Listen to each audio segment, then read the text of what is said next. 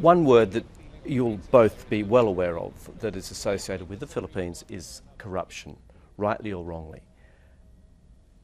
Neither of you have mentioned it. How big a problem is it? Well, I think there has been a history. As Fernando mentioned earlier, we've had a bumpy ride as a country.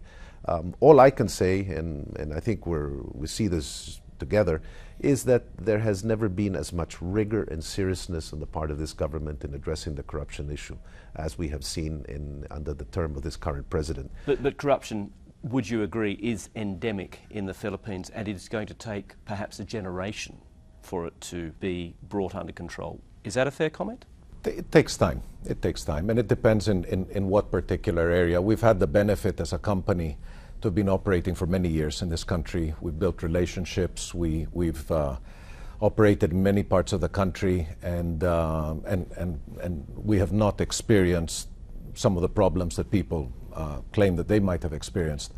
But overall, you do see corruption in many of the countries in Asia and throughout the world, and you want to see a government that leads by example and works on improving the situation. It's hard to eliminate corruption completely in any country, but you want to see improvement, and certainly this government is showing that it will go after corruption and it will improve that particular condition in the country. Maybe just to add to what Fernando's saying, if you look at any development equation, as you move up the per capita GNP curve, people get more educated, standards move up, governance moves up, corruption indexes also tend to fall.